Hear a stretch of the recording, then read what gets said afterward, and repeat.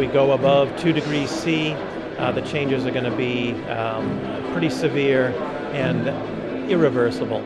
The impacts of global warming will be felt in very different way in different parts of the world, and unfortunately those who are least responsible for carbon emissions will be hit hardest.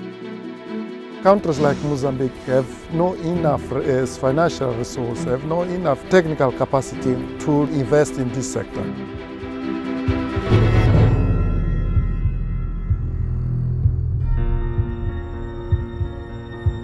The world needs significant, relevant, effective instruments that are helping emerging economies and developing countries contribute to this global effort of tackling climate change.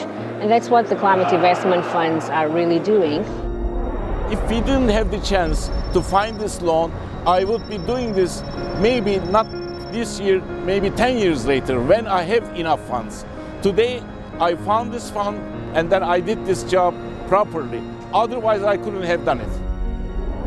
The Forest Investment Program plays a very strategic role by supporting actions that are needed to prepare for the RED initiative, especially for developing innovative institutional and financial models. In particular, the Forest Investment Program will allow us to test these innovative approaches at the local scale, allowing these to be really accessible to communities and ejidos.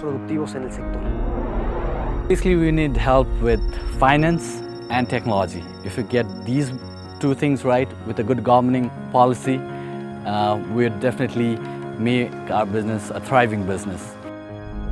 We were confronted by recurring drought these past few years. We suffered a lot. This year, by experimenting with this variety of millets that is resistant to drought and has a short growth cycle, we think that our agricultural problem caused by the rarity of rain will be solved. We ask you to multiply these types of initiatives because they allow farmers to improve production and our capacity for resilience. We can be sure that the current harvest will be better than those of recent years.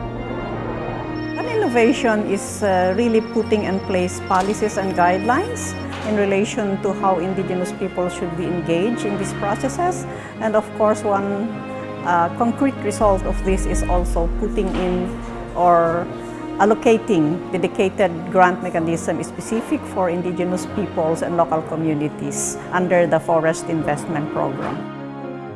Ukraine is one of the least energy efficient countries in the world.